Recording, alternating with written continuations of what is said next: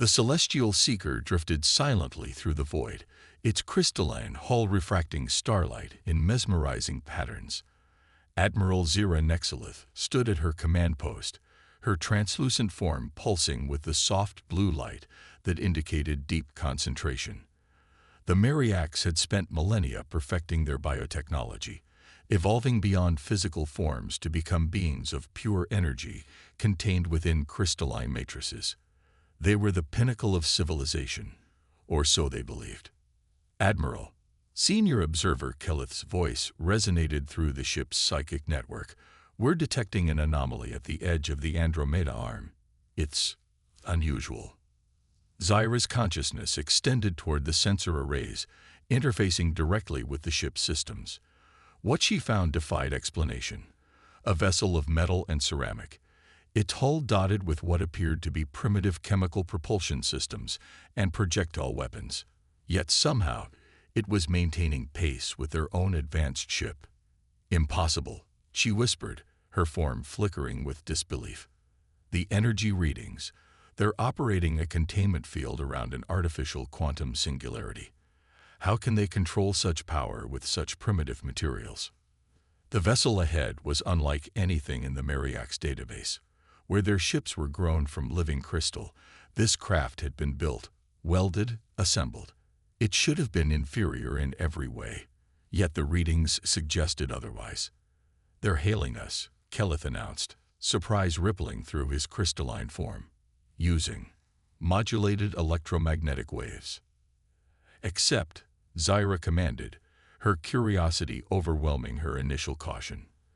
The communication manifested as a holographic projection, revealing a figure that shocked the entire bridge crew into silence. The alien was solid, physical, clearly bound by ordinary matter. It wore what appeared to be a synthetic covering over its bipedal form, adorned with symbols that likely denoted rank or status. "Greetings," the being spoke, its words automatically translated by their systems. "I am Captain Elena Rodriguez of the Earth Space Force vessel Prometheus. We come in peace and friendship." Zyra took a moment to process this.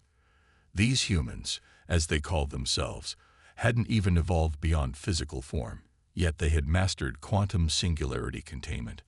"I am Admiral Zira Nexilith of the Mariacs Confederation vessel Celestial Seeker. Your ship intrigues us." The human captain smiled, a gesture their cultural database interpreted as friendly. "We get that a lot. The Prometheus is our latest deep space explorer. She might not look like much compared to your beautiful vessel, but she's got it where it counts." "Your power systems," Zyra began, her scientific curiosity overwhelming diplomatic protocol. "They shouldn't be possible with your level of technology. Your hull materials alone." "Ah, you mean our quantum core." Rodriguez's expression shifted to what their database identified as pride. "It's actually a fascinating story. We started with primitive fission, moved to fusion, and then one of our scientists had what we call a crazy idea during a coffee break. Turns out sometimes the simplest solutions work best." The casual way the human discussed such advanced technology stunned Zyra. The Mariacs had achieved their technological heights through careful, methodical advancement over thousands of years. These humans spoke of breakthrough discoveries happening during rest periods. "We would be honored to exchange technological and cultural information," Zyra offered, making a decision that would alter the course of both civilizations. "Though I must admit, your methods of advancement are unconventional to us." Captain Rodriguez laughed, another gesture of friendship. "That's humanity in a nutshell." "Admiral, we specialize in unconventional. Would you be interested in a tour of our unconventional vessel?" As arrangements were made for a diplomatic exchange, Zyra couldn't help but feel that the galaxy had just become a far more interesting place. These humans, with their solid forms and their impossible ships, their casual brilliance, and their strange way of mixing primitive and advanced technologies, represented something entirely new in their experience. The Mariacs had long believed that technological advancement followed a clear linear path. Humanity had just proved them gloriously wrong. The joint scientific mission had been proceeding smoothly for 3 standard cycles when the impossible happened. The Prometheus's quantum sensors detected it first, a massive gravitational anomaly forming directly in their path.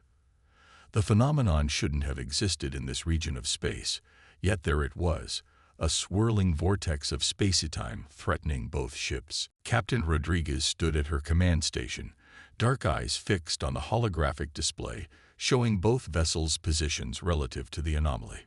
Beside her, Admiral Zira's crystalline form pulsed with rapid calculations as the Mariax leader attempted to process their options. "The gravitational shear will tear both our ships apart if we don't find a solution," Zira announced, her usually melodic tones sharp with concern. "Our crystal tech drives cannot generate enough power to break free of the anomaly's pull." Rodriguez watched as the Mariax crew, beings of pure energy and crystalline brilliance, worked frantically at their stations. Their technology was incredibly advanced, yet somehow they seemed paralyzed by this unexpected threat. That's when she noticed something in the sensor readings that sparked an idea, crazy and desperate, but very human. "What if we don't fight it?" Rodriguez said suddenly, causing Zira's form to flicker with surprise. "Look at these readings. The anomaly isn't just pulling us in. It's rotating. Like a whirlpool." "Yes," Zira responded, "which is precisely why we cannot escape." "The gravitational forces." No, that's not what I mean," Rodriguez interrupted, moving to the main tactical display. "When I was a kid growing up in Puerto Rico, we used to play in the waves. If you fight against a riptide, it pulls you under. But if you swim parallel to the shore..." Understanding began to dawn in Zira's consciousness. "You propose we use the anomaly's own rotation to our advantage." "Exactly." Rodriguez's fingers danced across the controls, plotting a course.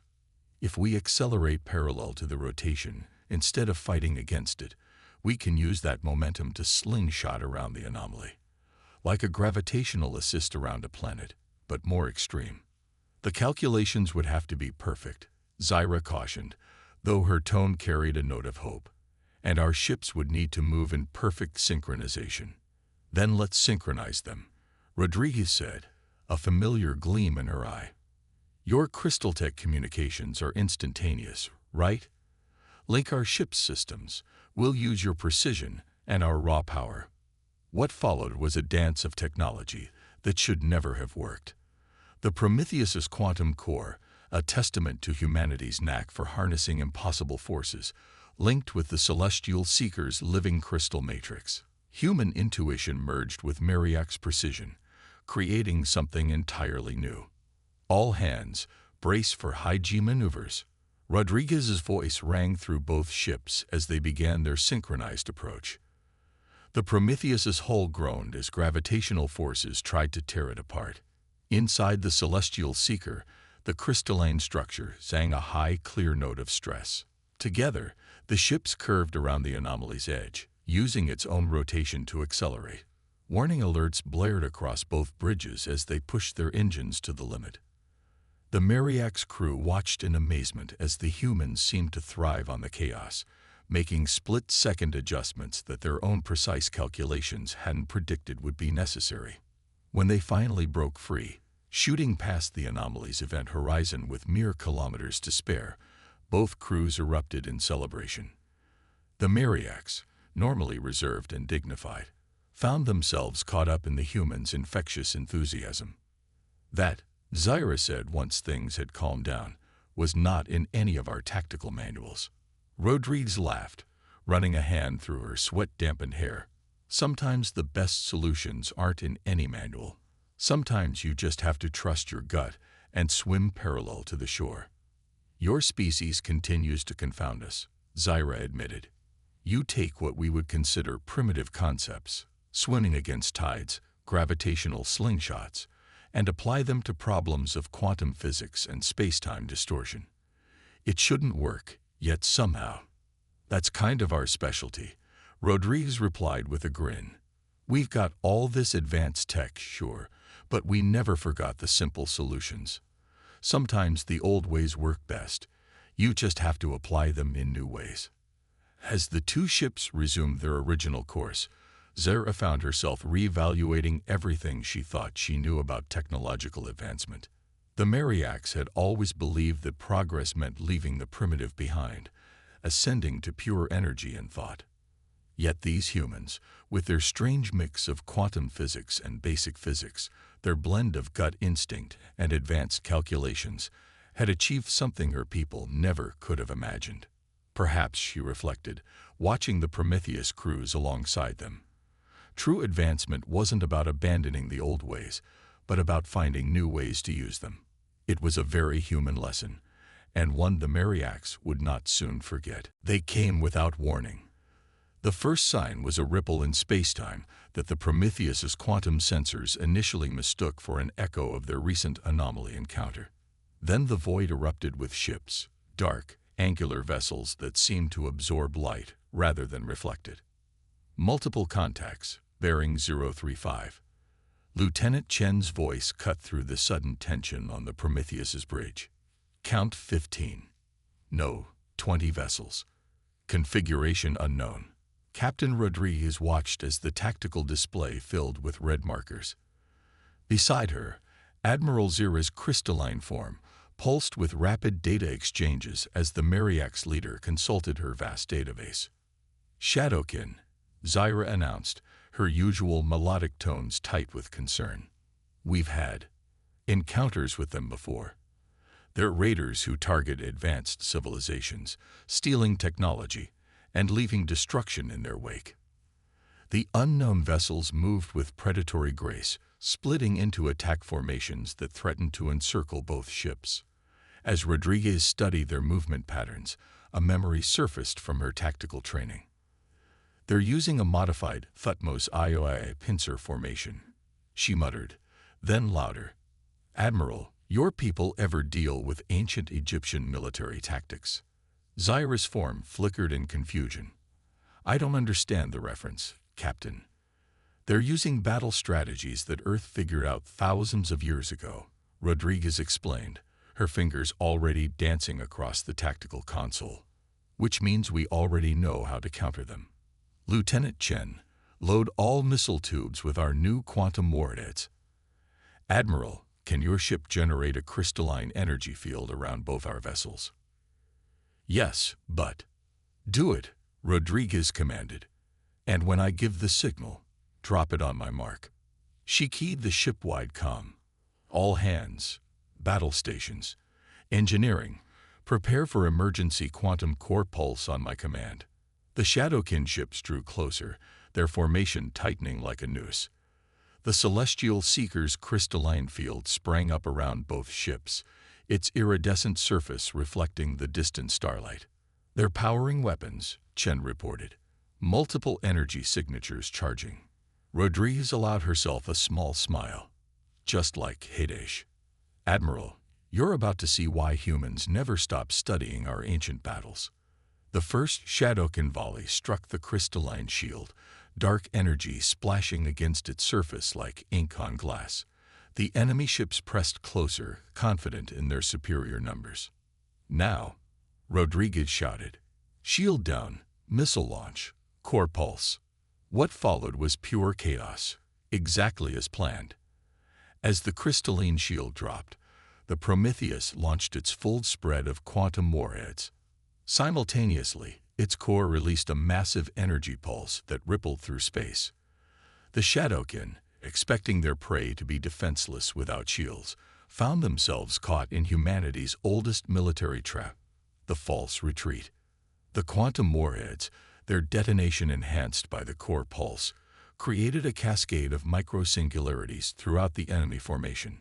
Ships that tried to dodge found their escape routes blocked by the very same pincer formation they had used to attack. Your weapons, Zira observed, her form pulsing with amazement. They're creating localized space-time distortions.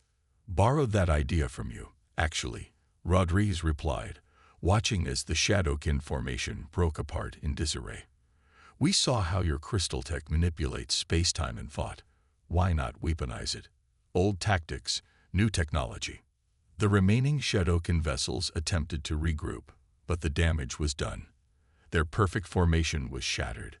Their coordinated attack turned into individual ships fighting for survival. "Admiral," Rodriguez called, "think your ship could generate multiple smaller crystal fields, say, one around each enemy vessel?" Zyra's form brightened with understanding. "Containment fields. Yes, we cooled." She paused as comprehension dawned. "You want to trap them in their own spaces." "Exactly. Like the ancient Romans used to do, divide and conquer." The next few minutes demonstrated why humanity's military history remained relevant even in an age of quantum physics and faster-than-light travel. Each Shadokan vessel found itself isolated in a crystalline bubble, unable to support its allies or coordinate attacks. The Prometheus methodically disabled each ship with precisely calculated quantum torpedo strikes, while the Celestial Seeker's crystal technology kept them contained. When it was over, the void was littered with disabled Shadokan vessels, their dark hulls now drifting harmlessly in space. "I don't understand," Zyra admitted as they began securing the disabled ships. "Your tactics were primitive by our standards. Yet when combined with advanced technology, that's humanity's real strength," Rodriguez explained, watching as boarding parties prepared to secure the enemy vessels. "We never forget our past. Every battle, every struggle, every victory or defeat. They're all lessons. We take what worked thousands of years ago and find new ways to make it work today." The Mariax Admiral's crystalline form shimmered with what might have been amusement. "Perhaps we were wrong to consider age a measure of obsolescence. Your species proves that ancient wisdom can be as valuable as advanced technology." As both crews began the process of securing their victory, Rodriguez couldn't help but smile. The galaxy was about to learn what Earth had known for millennia. Never underestimate a species that remembers its history. The captured Shadokan vessel's interior was a maze of black corridors and pulsing dark energy conduits.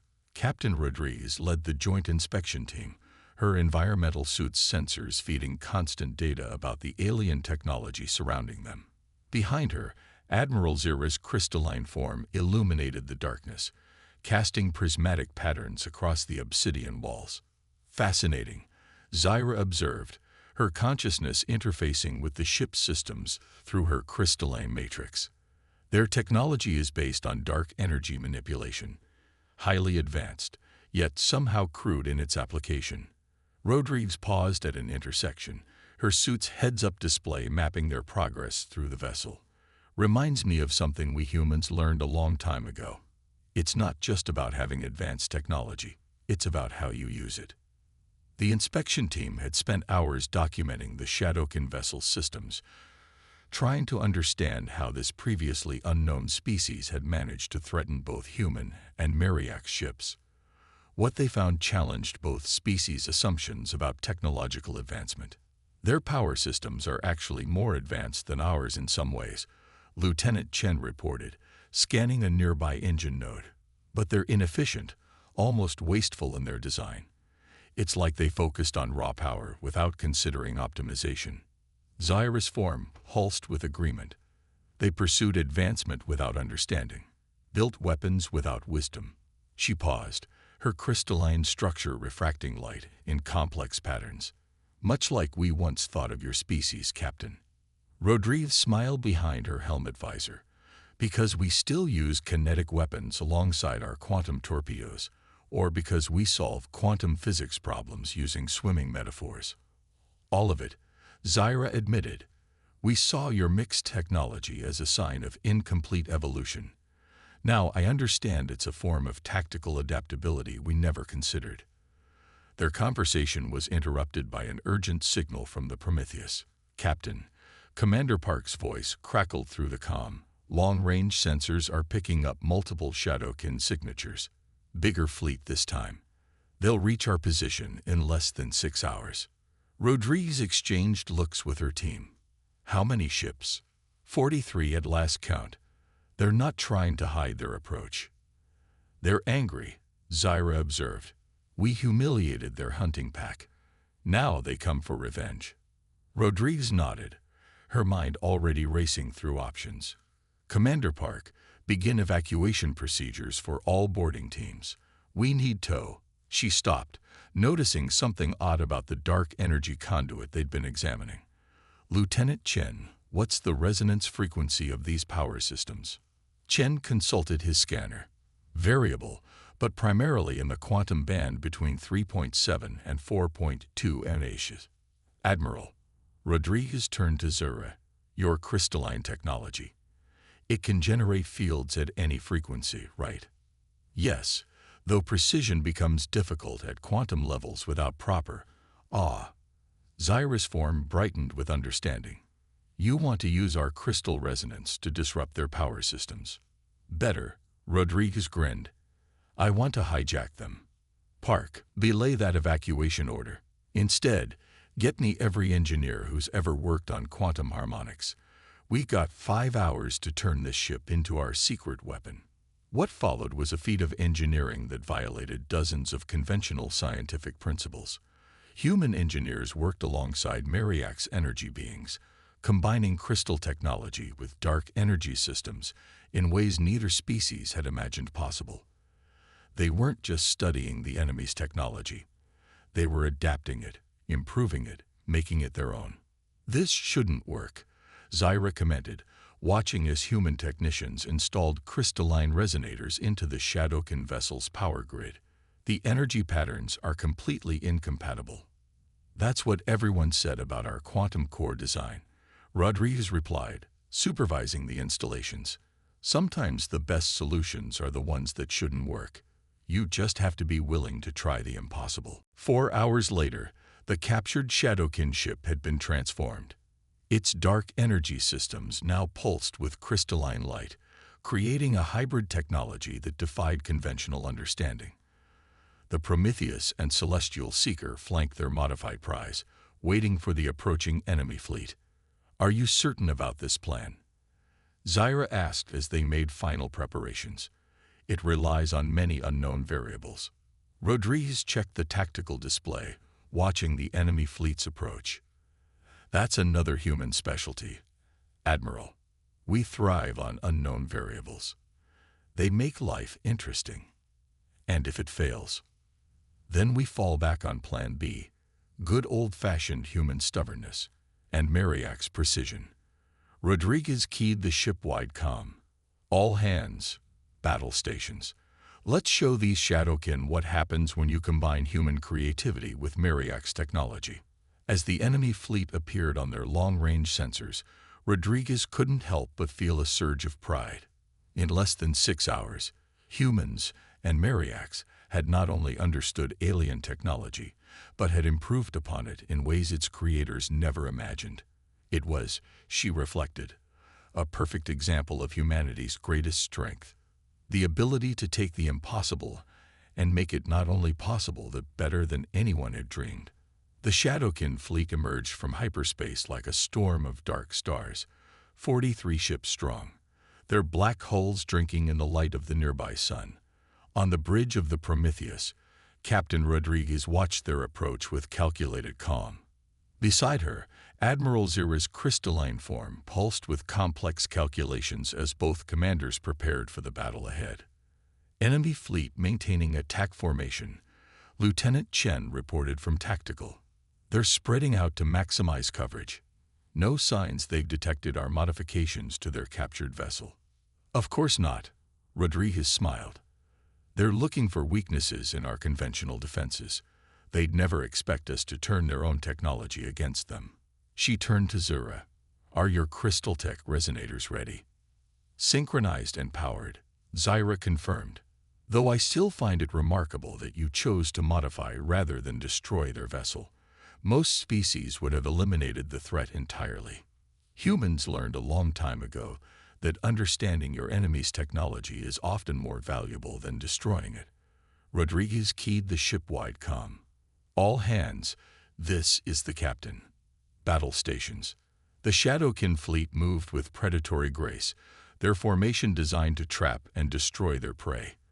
Their first volley of dark energy weapons splashed against the combined shield grid of the Prometheus and Celestial Seeker, a test of defenses before the main assault. They're powering up their main weapon systems, Chen announced. Multiple dark energy signatures charging. Perfect. Rodriguez nodded. They're following the same tactical doctrine. Admiral, initiate Crystal Protocol Alpha. What happened next defied the conventional laws of physics. The captured Shadokin vessel, its systems now integrated with Mariak's crystal technology, began broadcasting on the same quantum frequency as the enemy fleet's power grid. Dark energy conduits across all 43 ships resonated in sympathy with the hybrid signals. By the first light, Zyra's form flickered with amazement. The crystalline resonance is creating a cascade effect through their entire fleet. Their power systems are becoming extensions of our control network. Rodriguez grinned. Remember what I said about swimming with the current instead of against it? Same principle, just applied to quantum mechanics instead of water. The Shadowkin fleet's coordinated attack faltered as their ship's systems began responding to external commands. Dark energy weapons powered down, shields fluctuated, and engines sputtered as the hybrid technology asserted control through the quantum resonance network. Multiple ships reporting power failures, Chen called out. Their formations are breaking apart. Now for the truly impossible part, Rodriguez announced. Admiral, initiate Crystal Protocol Beta. The Mariak's crystalline technology, merged with Shadowkin dark energy systems, began a transformation that neither species had believed possible. The quantum resonance shifted, turning the enemy fleet's own power grid into a massive crystalline matrix. Dark energy converted to crystal energy, spreading like fractal patterns across the void. Impossible, Zyra whispered, watching as ship after ship transformed. You're not just controlling their technology, you're converting it. That's humanity's gift to the galaxy, Rodriguez replied. We see possibilities where others see impossibilities.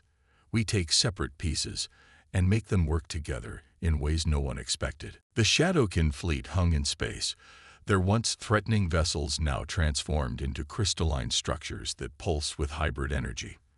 Their weapons had become tools of peace, their dark energy converted to light. They're standing down, Chen reported. Multiple surrender signals being broadcast. Rodriguez turned to Zyra, whose crystalline form shimmered with what could only be described as joy.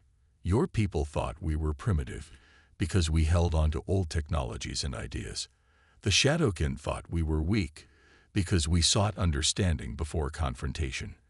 But that's humanity's true strength. We never stop learning, never stop adapting, never stop finding new ways to solve old problems. You've changed everything, Zyra acknowledged.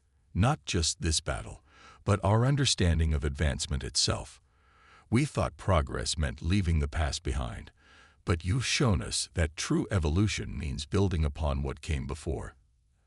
As the combined fleet began securing the transformed Shadowkin vessels, Rodriguez couldn't help but feel pride in what they'd accomplished. Humans had brought their unique perspective to the stars, the ability to see connections where others saw only barriers, to find strength in diversity rather than uniformity, and to turn enemies into allies through understanding rather than pure force. So, Rodriguez smiled, ready to see what other impossible things we can achieve together. Zyra's form pulsed with anticipation. I believe, Captain, that humanity has just made the impossible our new standard of normal. As the stars wheeled overhead, human and Mariak's crews began the work of integration and understanding. They had not just won a battle, they had forged a new path forward, one that combined the wisdom of the past with the technology of the future. In the end, humanity's greatest contribution to the galaxy wasn't their advanced technology or military prowess, but their ability to see possibility in every challenge and hope in every encounter.